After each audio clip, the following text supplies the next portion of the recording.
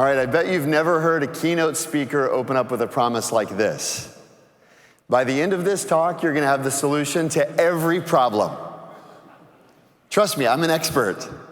I've been leading design programs at the Stanford D School for executives and for graduate students for the last 13 years. And I can make a promise like that because I know that fundamentally, every problem is an idea problem. What I mean by that is problems only yield the solutions, and every single solution starts as an idea.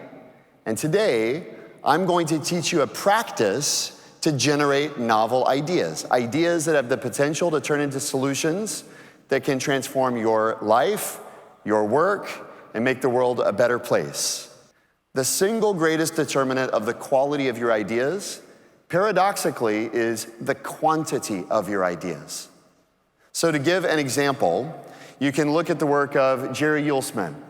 Dr. Utley is a professor at the University of Florida of photography. He's also an assistant to the late, great Ansel Adams, the iconic American photographer.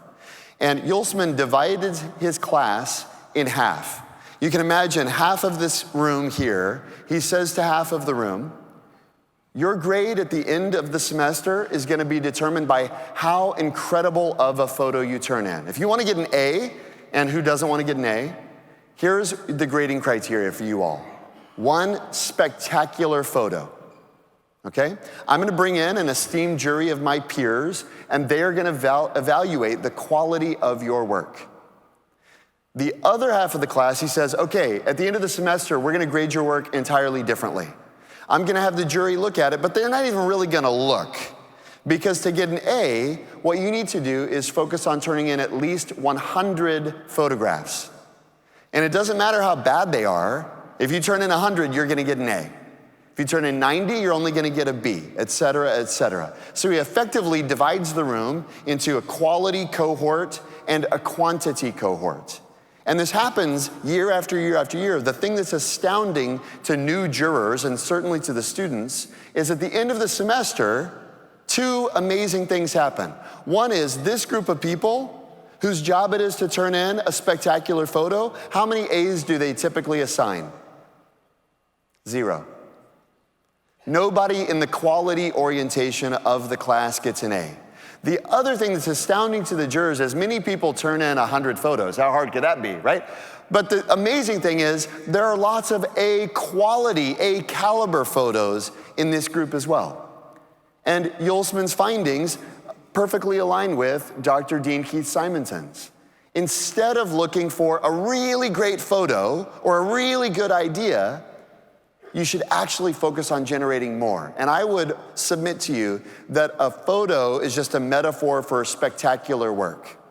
If you want to get an A on whatever your work is, the secret is actually to focus first on volume rather than quality.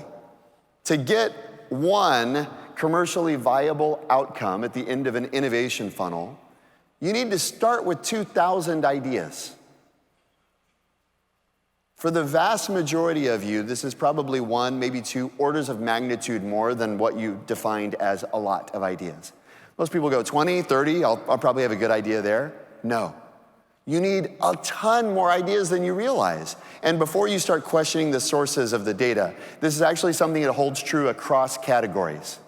James Dyson, do you know how many prototypes of the bagless vacuum he made before it worked? 5,126. The 5,127th version worked. In pharmaceutical discovery, the number's more like 10,000 to 1.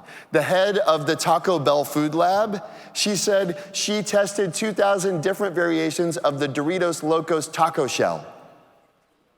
For those fast food lovers out there, right? The point is, across disciplines, volume matters.